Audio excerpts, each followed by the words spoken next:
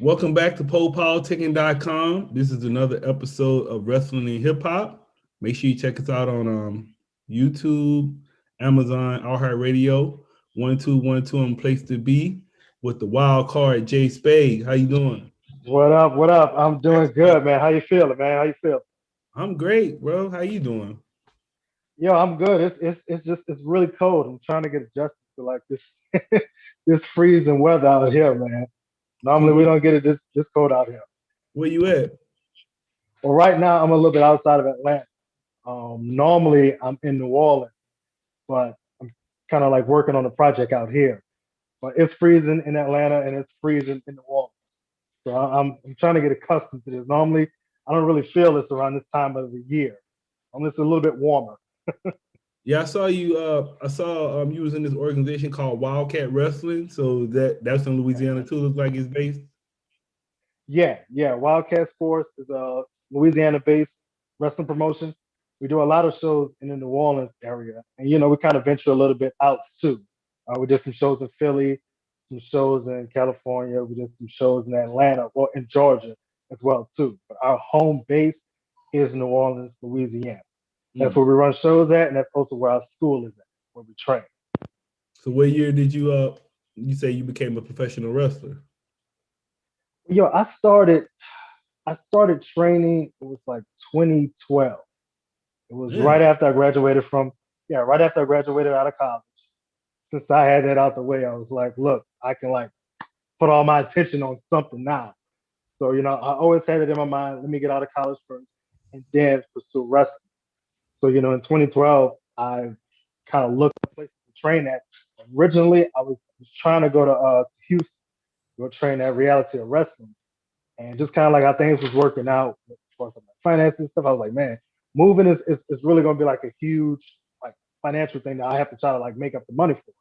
But I searched online, discovered Wildcat Sports, and then I like discovered the trainers who was working over there. And I was a little bit hesitant at first, but after going there and meeting Luke Hawks, the head trainer, it kind of eased my nerves on. And ever since then, since 2012, I've been training with them, been doing all the shows that they have. I'm pretty much to the point where I'm one of the coaches now at the school. So Mm. it's definitely been a blessing, man. And then what was your athletic background? Like what sports were you in before? Oh, yo, nothing at all. No, Really? I didn't play any sports. Yo, yo, I was in a choir. Like, don't get it twisted. I was in a choir like senior year. The only thing about it was that I just always enjoyed working out. So like my dad, he used to play football and stuff like that. And he was heavy into weights when he stopped playing football. He was always into like bodybuilding and working out. So it was something I kind of gravitated toward. And then he got me a weight set and I fell in love with that. So like in high school, middle school, like if I have like a bad day, stressed out, I would just go in my room and just like lift weights just nonstop. It was a good stress relief. So I always looked like I was playing sports, but I never played any sports. Like none at all. We didn't have a wrestling team. I tried out for football. Didn't really care for football that much, but I was just like the big buff guy and quiet, uh, and that was it. so where did the love for wrestling come? Or when did it come? Man, yeah, I want to say, well, I know the match that got me into it. So I used to hate wrestling up until I fell in love with it. I was like, it's dumb, stupid. One of my best friends who was really into it. I'm like, oh man, look at this, look at that. They're fighting and stuff. I'm like, they're not even hitting each other. Like, what are you looking at? Like, this thing ain't real. It's not real. Like, what do you look? What's the appeal of it? And he was deep into wrestling. And there was like, it was the Royal Rumble 2000. The match that I saw was Mick Foley, it was Cactus Jack versus Triple H street fight match. It's like once I saw that match, everything clicked in reference to what this is that what they're putting on, what they're performing, what the audience is getting out of it. Like it wasn't a fact of whether this is real or fake. Granted, they did a lot of crazy stuff in that match that had me really believing that, oh, that's real. That part's real. That part's real.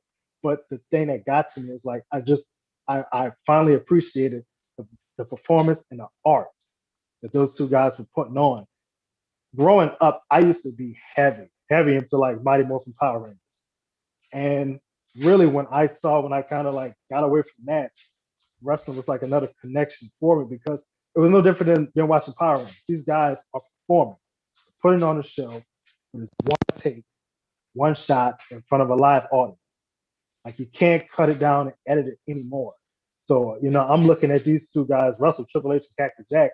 They're pretty much no different than watching like, the Green Ranger fight the Red Ranger and stuff like that. But they're doing it live. Right. It's like there's no editing.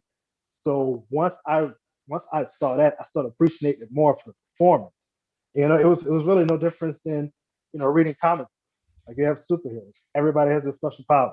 That was the same year The Rock was in the Royal Rumble, and I didn't even know who the hell he was, but I was behind that character at that point from just watching the Royal Rumble. So that's really what it was, like 2000 Royal Rumble. And I remember because we didn't order the pay per view, but we had it on bootleg. We had the little bootleg cable box, so I was able to kind of see it for free and stuff. And I just fell in love with it since then, man. Yeah, how would you describe yourself as a wrestler? Well, that came from constantly watching and realizing, you know what? I don't look that far off from some of the guys in the ring. So, I was constantly working out, but I'm watching guys like Eddie Guerrero, Rey Mysterio, and it kind of got to the point to where it's like I look like I could possibly do this. Not 100% sure, but I look like I could possibly do this. And I had that dream was stuck in my head ever since I was like 15. Like the crazy thing about it is that, growing up, a lot of my friends had like different dreams and stuff like that. Some of them stuck with it, some of them didn't. But like I was one of the main guys who was like, yeah, this is something that I'm going to pursue. And like I said, from 15 up until, when I graduated from college, I never looked back on that dream. And what would you like? What does the wild card mean? The wild card is pretty much in reference to, my last name like being Spade. So the wild card reference on me in the ring is whenever you think of a wild card in regards to sports or anything like that, it's a card that never really has a determining factor. It could be whatever you want it to be in a sense. So just like with myself, high flying, submissions, strikes, even doing like a bunch of power moves. Whatever is needed to adapt to that style in the match, the wild card can adapt to it and it can be it. Okay. Then can you talk about some of the organizations you've been in so far? Well, Wildcat Sports, that is like the main. That is pretty much like my home base where I'm at, like regardless. You still the champion? I saw you was the champion before. I saw watch the video. You still got the belt? Yeah. Well, no. I'm no longer champion now. Pretty much I had the belt. I had the belt for over a year, so I have the record for like the longest reign in Wildcat Sports history. It's like 479 days. I was champion. Yeah, so far that's the longest. But other different promotions that I worked at is MCW in Maryland, Hurricane Pro, which is in Beaumont, Texas. Also worked for Warriors of Wrestling, which they're based in like New York, New Jersey area. Also done some work with Freelance Wrestling, which is in Chicago, and just wherever else I can kind of like get bookings from. I mean, what would you say? What are your goals with your career? Really, just goals in general. It's always like just been, I want to just kind of like be a professional wrestler. Like, I don't really care. Like the championships is good, but that start initial goal is I want to be like I want to travel, wrestle in front of my family, my friends, and stuff like that. But as it progressed, like at the stage that I'm at now, I just want to be seen like as much as possible. So it's like I kind of started off with Wildcat, and from there to me, like winning the top championship there meant a lot because I kind of look at Wildcat like as if it's like my alma mater, like it's college that I went to. And I started there, I trained there, so to be considered one of the top guys in that promotion, that was like a huge accomplishment for me personally. But just as of right now, I just kind of want to get my face out in front of as much promotion states and a bigger audience if possible. Have you been overseas yet? Yes. So I did do, I believe that was 20, I think that was 2018. 2018, I went to the UK and I worked for, what is that? WAW promotion. Pretty much that's Paige's Family Wrestling Promotion. Mm. So I flew out there. I was out there for like 2.5 weeks, and I did some shows for them. They do a lot of traveling out there in the UK, and literally there was like cases to where we'll drive up to one town, like this is like a Tuesday. We drive up to one town, we'll do a show at like 11 a.m. and then we'll break the ring down, load up the truck, then we'll drive out to another town, do another show at 3 o'clock, and then we'll break the ring down, drive up to another town, and we'll do like another show at like 7 o'clock. So I was out there and I was working like 2 or 3 shows a day, and that was pretty much for like 2.5 weeks straight. We might get like a day or two off just to kind of like clean up our dirty gear and stuff like that. That was a great time because literally all I did was wake up, wrestle 2 or 3 times in a day, and just like travel to another town and stuff like that. Mm. Yeah, I saw And you that's had. something I'm trying to get back into. Yeah, I just interviewed Shane Taylor. I saw y'all had a few matches. Look like y'all 1-1. Yeah. Yeah, yo, Shane, Shane, like a lot of respect towards Shane, without a doubt. But I got to get his ass back in one more match, and I'm trying to think of a match because we're 1-1. He used to be one of well, really he's a two-time champion at Wildcat Sports. So, and for the longest, as I was coming up, he was the champion already. Mm. So, once I started my championship reign, Shane was already at the point where he was doing a lot of shows with Ring of Honor, and he wouldn't come around Wildcat anymore. And I used to tell him that. Like, he'll post some stuff. He's like, "Oh, I'm a king on my throne" and stuff like that. I'm like, "Well, you ain't coming back to Wildcat, and you ain't ruling nothing at Wildcat." And he would always, and we would go back and forth. He was like, "Oh, well, I can always get it if I come back." I'm like, "Well, where you at? You ain't showing, you ain't showing up. So where you at?" So there was we had one match. It was at our Revolution Rumble pay-per-view, and it was like a last minute we threw him on the card, and I won that match. And then literally a year later, after I lost the belt, he came down to New Orleans for Ring of Honor, and then Mm. me and him we had another match again. So he won that one. So we're 1-1. Honestly, I'm thinking like the only way to like try to cap this thing off is probably like a cage match. You got to put us in a cage or lock us down somewhere, and then we just go at it, just throw blows and all that stuff, throw kicks, and whoever wins wins. Ain't no hate, but I got to get that one edge up on me. Got. And then can you talk about? I saw some. Can you talk about some of your other matches? Like, what were some of your favorite matches you had so far? All right, so me as far as like matches, I love having feuds. So I always like a good story, a good rivalry as far as to like, sink my teeth into and kind of like really showcase what I can do and what the other guy can do and like some good storytelling. My notable ones that I gotta mention off the bat, my feud with Matt Lance, literally the guy who trained me, like kind of like the day-to-day operations. Like when I was coming up, he was one of the head trainers there. So the weird thing about it, and you can see all this, I have like a bunch of my matches on my YouTube channel. Um, One year I had sustained a knee injury. I had tore my meniscus, and a year before he had tore his ACL. Mm. So we literally came back at the same exact time from injury, and it was the first time we ever wrestled against each other and stuff like that. And what we actually did was they put us in the best of seven. Really, it was the best of five, but we dragged it out to like a best of seven. And having that feud with him just elevated my game to like a much more higher echelon. Like it helped with my confidence, it helped with my storytelling and stuff like that. He's definitely one of those guys, really one of the best workers I've been in the ring with. He's one of those guys who kind of like help teach you to like make you a better performer. And on top of that, he brings the best out of you. So if y'all ever that would be one of the ones I gotta highly recommend is me versus Matt Lancey. Another one that I have, as odd as it um, is me against Saeed Amabusa. Now it's a submission match. Saeed Amabusa is the referee. Not gonna lie. We had a submission match, and if you watch the match, it's great storytelling and everything. Pretty much in the match, I am handcuffed, Mm. and I wrestle the entire match handcuffed.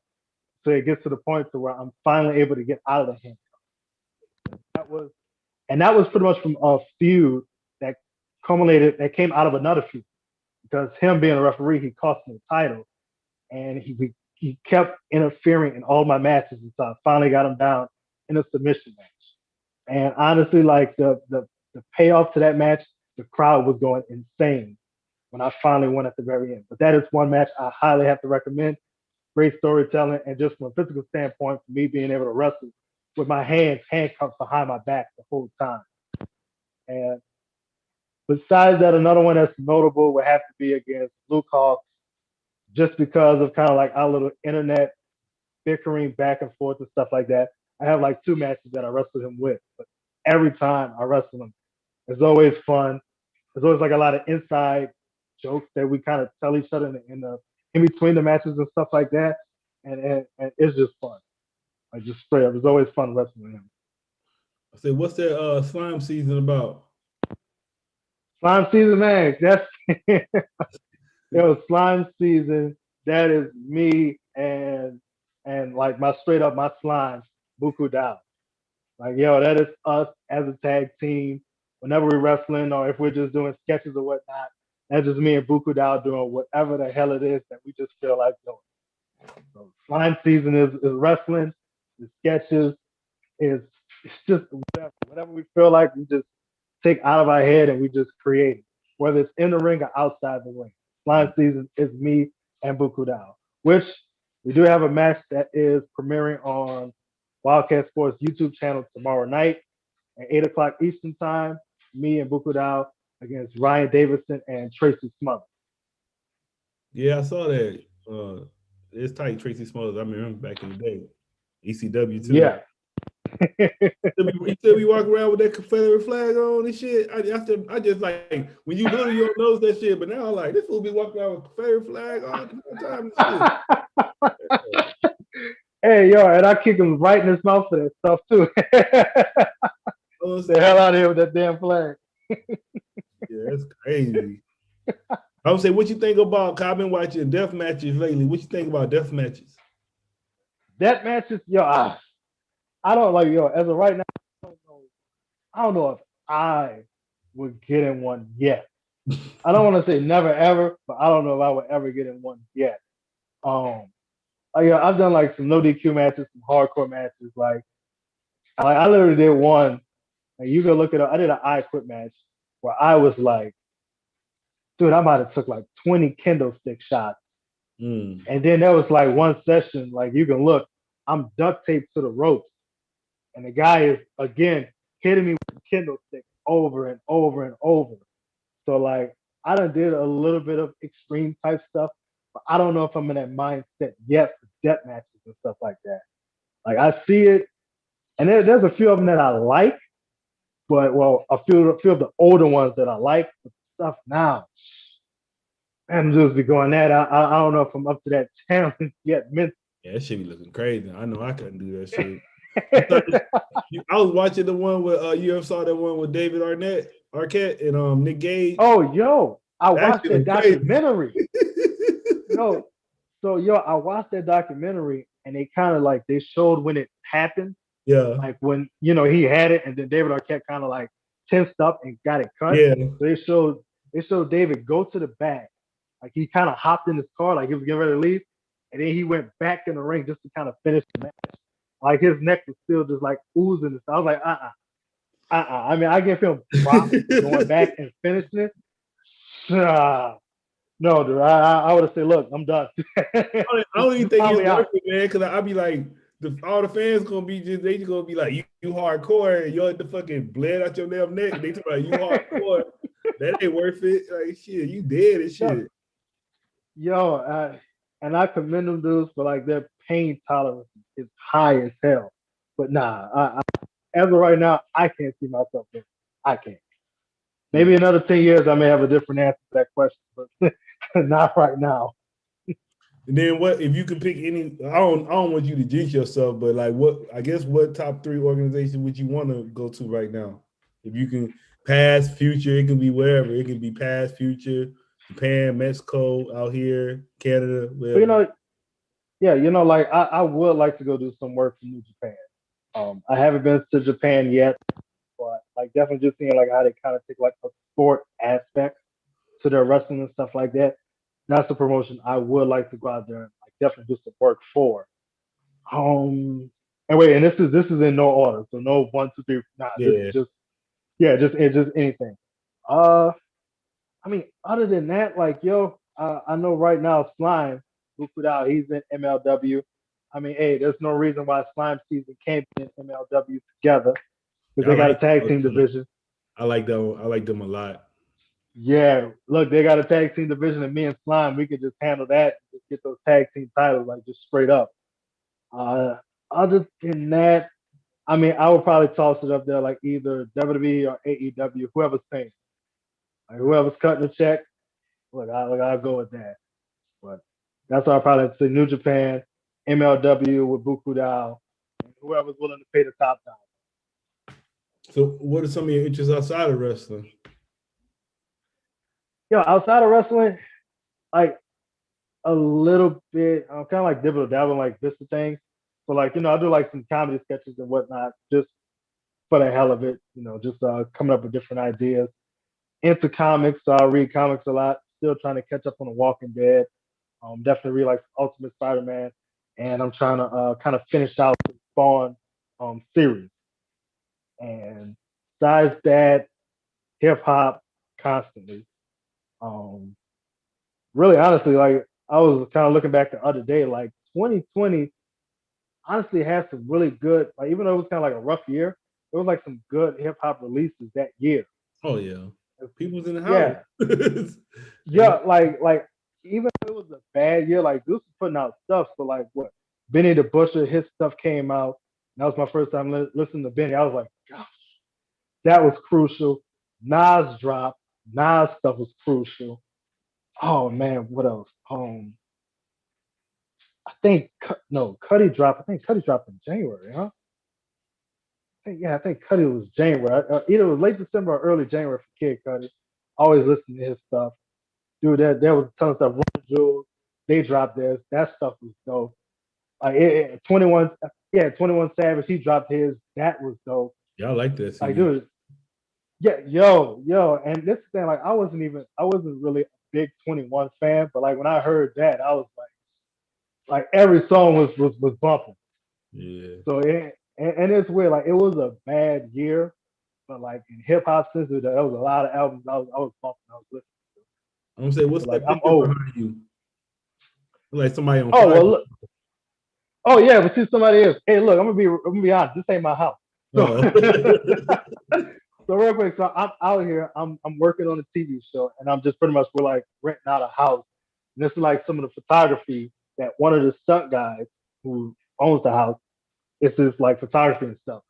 So yeah, that is him caught on fire, and like two of those shots, and the one at the bottom, he's kind of jumping off. Yeah. So, Yeah. So you yeah, say you out there on television or something right now? yeah. So as of right now, I'm working on a TV show called Here. Um, can't reveal exactly what it is that I'm doing, but it's a pro wrestling TV show, and Okay. it should be coming out sometime this summer. One of the pretty much the lead star of it is Stephen Amell, and just from the work that I've been putting on with it, it's me, PJ Hawks, who's another wrestler who's working on the show, Brady Pierce, Zane Riley, and also Luke Hawks. Like all of us to have a hand in helping out the show and working on it. And I'm telling you, this I don't a trailer has not been dropped yet. But when you see the trailer for Heel, this is gonna be like a big show. Oh, Like it's Hill this like is HEL. yeah, HEELS. Kind of forgot how to spell. But yeah, but it is gonna be pretty much like the pro wrestling drama.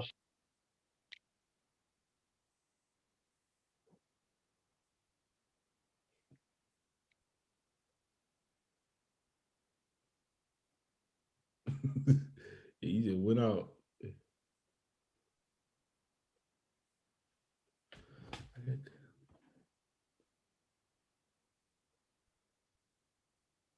That's weird. Make sure y'all check us out.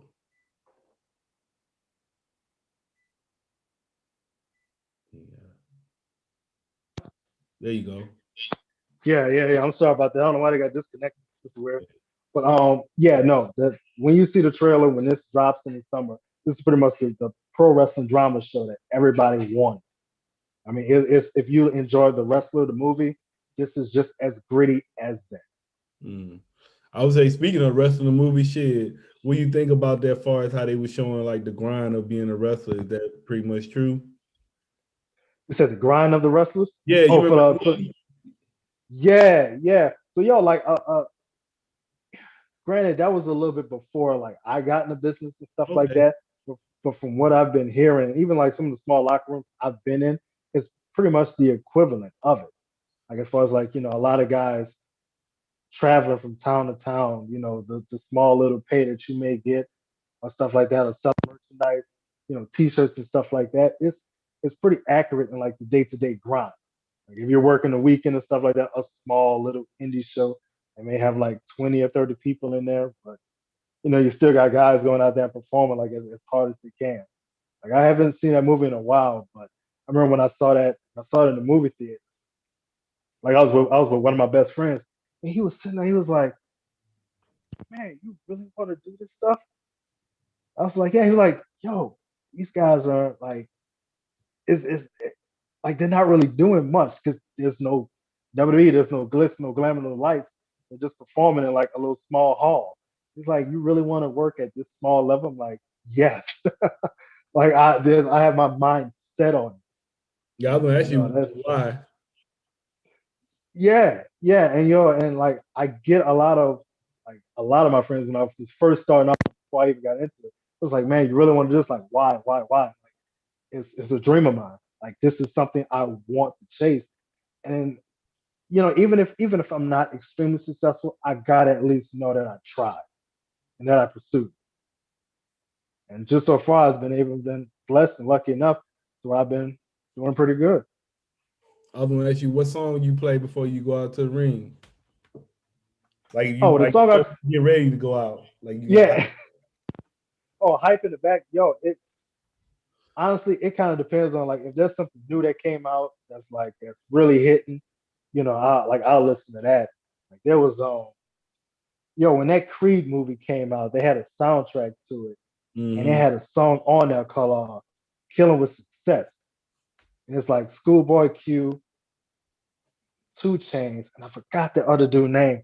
Man, that song got so much bass in it, and that so like so hyped. So even though that's not my interest music, that's what I'm like playing in my head just to like, get hyped up and get in that mood and stuff like that. But like, it really depends on like what comes out. And stuff like I come out to John, I come out to the instrumental John featuring Lil Wayne and Rick Ross. Mm. But if I'm not on that, it's whatever like is in my iPod. Well, not my iPod, my iPhone. So Schoolboy Q, 2 Chains, Ross, like a bunch of stuff, dude. And what would you say to anybody that wanted to be a pro wrestler? What would you say? Anybody pursuing a dream, just make sure it's something that you really want to do and understand that this is a very physically demanding business. It is a challenge, but if you really do enjoy challenges, pursue it, because you'll be constantly challenged for it. And more than anything, do not try to measure your success based upon somebody else. Create your own goals and achieve your own goals. Don't try to achieve the goals of others. It's not really a win-win situation. Yeah, I had went to a tryout for my birthday 1 year just to do it. It called Socal Pro Wrestling out here. Yeah. No. I heard of them. How did Yeah, it but go? I mean, it went good, but shit, I was just already like, I'm 39, so I was already like, man, that shit hurt. You like what you said, like you gotta be in shape for that shit. That shit hurt. I was sore as yo, you, shit. but at least you try. Like, like we get a lot of students who come through, and like, I tell them, I'm like, look, do you do any type of exercise? Like, no. Well, I used to. I'm like, just let you know. Start training. We're gonna do conditioning. It's gonna be a bit harder, but if you really want to do this, stick with it. Like, yeah, literally like the guys who I came up with when I first started training, there was one dude, he kind of stopped working out. But when he came to, start training with us, he was starting back up again. I saw this dude like break down and cry from just doing the exercises and his body like giving out. But I tell you, he never stopped. And to this day, he still wrestles for Wildcat. Yeah, it made me respect it more when I was a fan, but like once I did that, I became really a fan. I was like, shit. But I always look at it like I always think I can be a wrestler because I just can't see myself letting somebody power drive me. I was like, man, fuck that. I don't trust nobody like that, man. I don't know how people be letting people do the power drivers. Then like some people would do like they'll do the power drive from outside the ring. I'm like, hell no. Yeah, yeah. Hey, man, just to be in that mindset, man, you got to be like, I'm willing to let this dude put my life in his hands, Basically. but I'm cool with it. I'm cool with it. Like he could drop me, but hey, I'm cool with it to survive. That's a crazy mindset, but that's what it is. Especially when I saw that shit with Stone Cold when I was little. Fuck that, man. Oh, He landed yeah, right that was on his head with that shit, that one hard shit. that was unfortunate. But I mean, hey, when like Steve said, he was pretty much hit by that. He caught that itch. So like, yo, honestly, when you go through that curtain and you get that energy from that crowd and stuff like that, that's addictive as hell. And that's probably one of the main deciding factors on why Steve came back after that neck injury. He wanted to be back in front of a crowd. Like there's no other type of feeling or adrenaline you can get as opposed to like just being in front of that crowd and feeding off of the cheers or even the boos. Have you and then man, I don't know if you it was this damn it's an old wrestling thing that came out. I guess they did it in the 70s, but it was called Plan B. So it's basically like these four wrestlers from Kentucky. I'll send you the link, but it was like these four wrestlers from Kentucky. They was basically about to expose the wrestling society. But the DVD never the clip never came out, but they basically was just saying wrestling fake. I never got hurt, but they were saying like the reason they got hurt the most was by the fans. So they were saying like one of them said they almost got shot by a fan. The other one said they got stabbed. So anything happened to you with fan? Yo, I never had nothing. No threats to my life has happened due to fans. Thank God. Yeah, no threats to my life. Like the worst was, I mean, it wasn't even that bad. It was just kind of like their reaction to me coming out was when I was in the UK. And as soon as I told them, like, I cut a promo, I was like, yeah, I'm from America. Boo! Like they instantly just started like booing me because I stand from America. And that was probably like the most. And I mean, it probably got to the point to like where one dude, he was in the front row, he stood up, they're doing all whatever the thing is in the UK where they flip you off and stuff like that. But it never been anything to where like somebody's like, yeah, I'm gonna catch you outside or some stuff like that. I ain't never had that. Mm. Yeah, I just never. I just sent you the link so you can see what I was talking about. But yeah, it was Yeah, like yeah. I guess they said it was let me go to it right quick, tell you who it was an old school. This shit called Plan B. I was like, where was I at when this came out? But it was a dude named Bob Roop. And Bob Roop was basically kind of like Kurt Angle before Kurt Angle. Like he was an Olympic wrestler. Then it was Boris Malenko, Ronnie Garvin. And it says Tennessee Wrestlers Shoot, Exposed Wrestling Business. And then they had Bob Orton Jr. on it. So I guess they were saying they was about to come out with this because they was beefing with some other wrestling promotion. So they was about to come out with it, but it never came out. But then I guess what happened was they had that DVD, that film, but then a couple months later, anyway, this man came out and said that it was Yeah. the script was pre-planned, so it didn't matter no more after that. Yeah, I mean, I think they used to even have like news specials where like they would try to show you how real wrestling was. And they would like take clips like on a newscast, they would take clips and slow it down so where you can see like the hits never connected or these guys hang out afterwards and stuff. But I mean, back then, it seemed like everybody was trying to expose wrestling. And, there was always like at the forefront, like, look at this, look at this, look at that. But I mean, once Vince came out and said, hey, look, stuff ain't real anymore or whatnot, then nobody cared. Like, oh, okay, well, we know what it is now. Yeah. I would say, so what would you like to say to your fans and supporters? Hey man, everybody out there who has supported me, brought a T-shirt, watched a YouTube video, been to a show. Thank you very much, sincerely from the bottom of my heart. At no point ever did I really think I would be at the level that I'm at now, and I didn't think, especially growing up, I didn't think I would have achieved what I have achieved. But once I've got into wrestling, I've developed the confidence, and I'm glad that I'm able to perform in front of each and every one of you. I am thrilled and honored. But even like people who come up to me after the show, hey man, love the love the performance. Like you're great. Used to be signed, or you're like one of my favorite wrestlers. That truly means a lot to me, and I thank y'all for that. All right, man. I want to say thanks. Come through politic with me. Hey man, appreciate it. Much love. I didn't ask you what's your finishing move. I forgot to ask you. Oh, the Royal Flush. Royal Flush. If you ever look at old D'Lo Brown, The spine buster you did. yeah, that's the pop up spine buster. I got that from D'Lo Brown because he used to do the sky high. So I do the Royal Flush and the Ace of Spade, which is like a spinning forearm. All right, we out. You gonna tell me your social media anything? Yeah. So you can hit me up on Instagram and Twitter at Wildcard J-Spade. You can look me up on YouTube. I have a YouTube page, over 30 matches on my YouTube page. Just look for J. Spade. And then also you can find me on Facebook too, J Spade. And that's just the letter J. Spade. Any shout outs? Yeah. Shout out to Buku Dow, that's Slime. Shout out to Matt Lancey. Shout out to PJ Hawks.